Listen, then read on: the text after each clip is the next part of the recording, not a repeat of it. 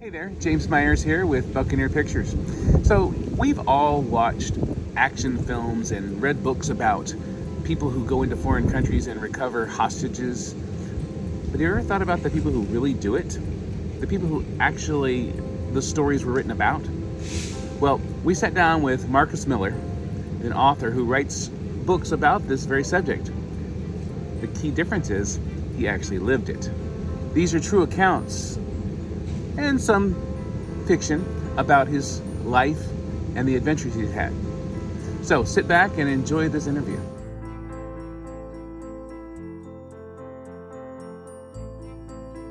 Initially, I ran away from home when I was 11 years old and crossed the country by myself. Endured a lot of things, both good and some quite bad. Ended up in the Caribbean, and while my time down there, I encountered some pretty rough elements, and it came to the attention of a group of private contractors, military contractors that operated out of Panama, that had been sanctioned by the State Department to address the human trafficking issues and piracy in the Caribbean Basin. They initially contacted me about my efforts to save some individual tourists down in the islands, and eventually recruited me, took me to Panama, and trained me down there. And after that, I spent the next 22 years working for them up until 1994, rescuing kidnapped victims, primarily out of Colombia. Although under the sanctions that we worked with the State Department, we also did, during that period of time, there was a lot of communist activity in Central America, and we thwarted a lot of insurgent work down there. I also was sanctioned with doing some work in Cuba during that period of time. From 1971 until 1982, I made 11 incursions into Cuba, initially bringing in weapons and agents into the island, and then several of the missions were in bringing out people that were very close to Castro and getting them safely to the United States. So very active period of time down there, and I was heavily involved in a lot of activities down there that were off the books. I was trained by a cadre of military from that were made up from the South Africans, the Irish. We had 4 Irishmen that were experts in munitions, several Green Berets who had come back from Vietnam after numerous tours, and 2 British SAS members, and then there was 4 Israelis that were members of Mossad that were on assignment down there, because our outfit did a lot of work with the Israelis in South America, and they were my primary trainers. They gave me skills that I used for many years, and it become a natural with me. Our operations were substantially different than the military uses. Military techniques are your training is with teams, and the way we were trained was to operate individually, because if you walk into a small South American village with 4 or 5 people, it raises eyebrows, and the bad guys immediately know you're there. If you're operating alone, you have the ability to basically become a ghost, and that was our huge advantage. So for the years that I operated, with a few exceptions, all of my search and rescue recoveries were done by myself without any backup. movies and fiction are really a far piece apart. A lot of really violent action and firefights. And to be honest with you, I was never involved in many firefights, as you might see on camera. In fact, with the exception of one situation, they were none at all. Stealth was the way we operated. If you walk into a house or a room and you start a firefight with the bad guys, hostages get killed. And our training taught us to eliminate the bad guys in such a manner as to not alert all of them, and thus we were able to rescue our kidnapped victims without them being used as human shields. My call sign actually was Stiletto, so that gives you an idea of the way I operated. It was, and that call sign was gifted to me by the members of my team after I went in on a small country farmstead in the mountains of Colombia. And the hostages, there was a family, husband and wife and 3 children, were being held by 13 men. And before I got the hostages out of there, I was able to eliminate the 13 men. I was fortunate in the hundreds of people that I did bring out, I brought them all out alive, but they were not all whole. And even if their bodies were whole, their minds were forever messed up. The abuse that kidnapped victims undergo is very hard to put into words. And it actually took me over 30 years to begin to pen my stories because it was just a little too close to the surface. In 2016, I basically came to the understanding that the rest of the group that I worked with were no longer around. Most had died in action, a few had died of old age, but after I found out that they were all gone, I realized someone had to tell our story, because in the days that we operated, there was no watchful eye on us. So that was really what prompted me, and I was fortunate enough to be able to find the words to put down to where people could gain an understanding of what we went through.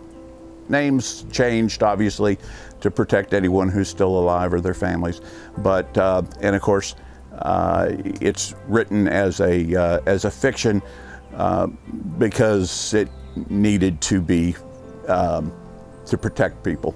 It can be very graphic, and as my novels can be quite graphic, but it's real life. And if you're not afraid of real life and want to get a feel for what kidnapped victims and the business of the human trafficking does to people, they're a good read.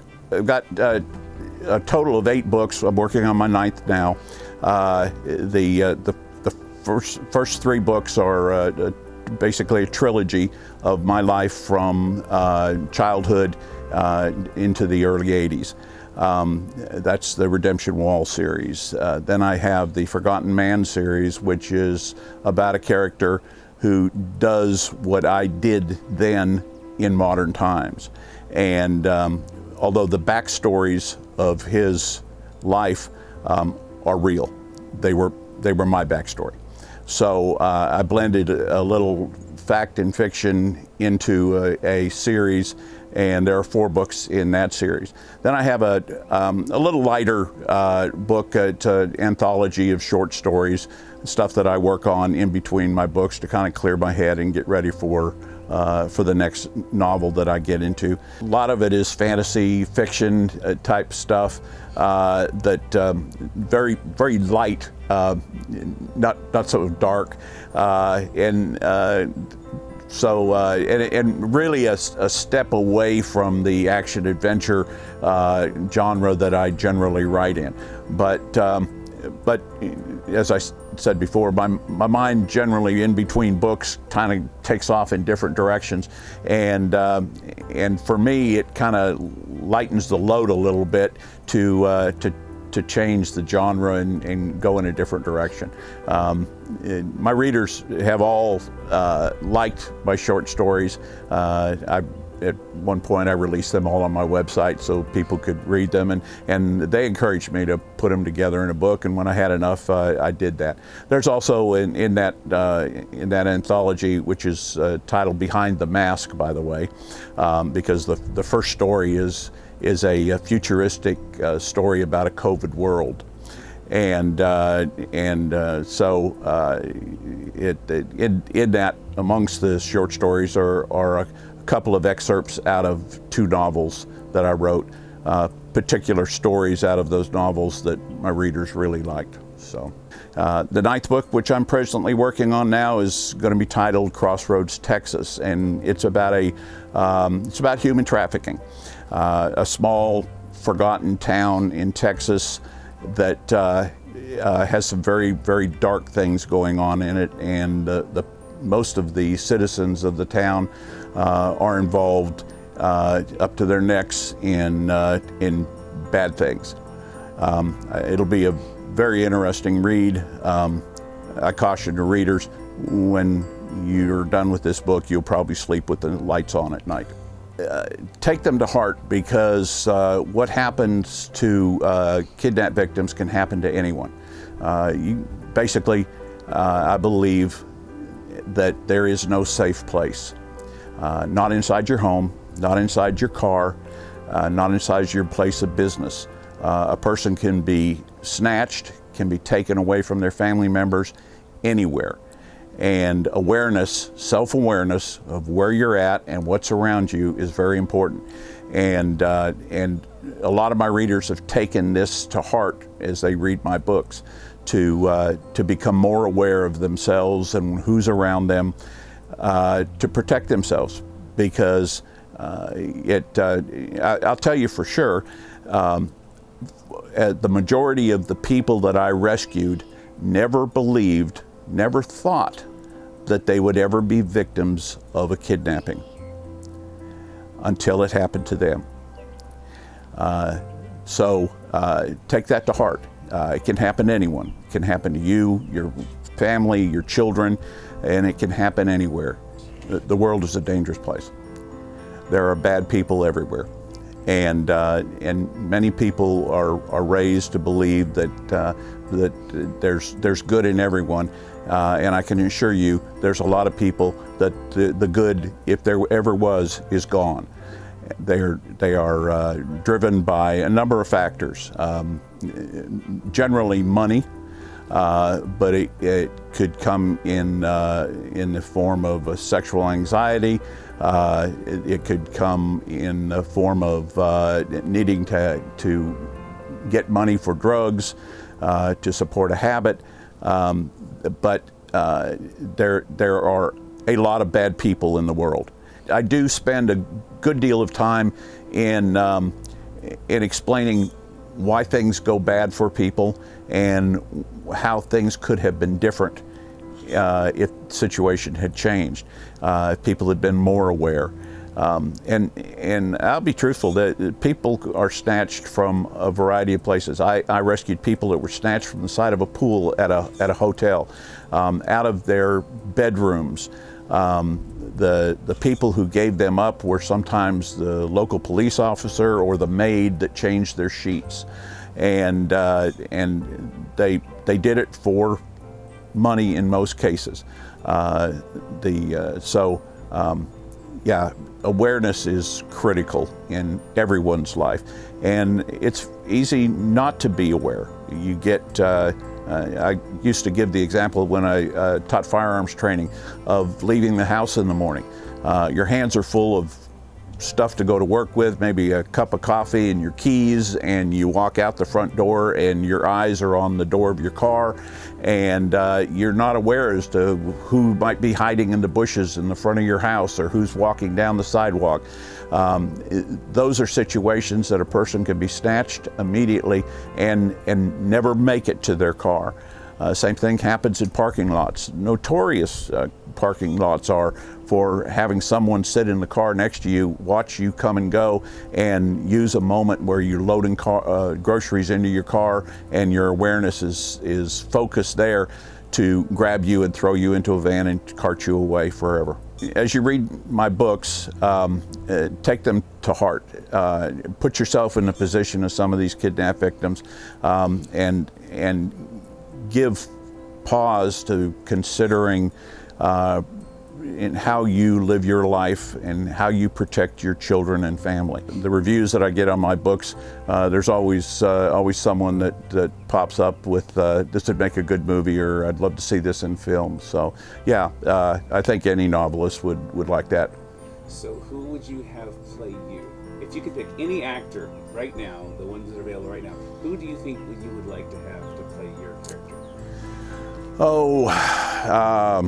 That's a tough question. I don't know a lot of young actors. The Forgotten Man series is basically a person my age, so maybe Kevin Costner or something like that. He's about my age, I reckon. As a younger person, I really don't know. Obviously, I'd want him to be good looking.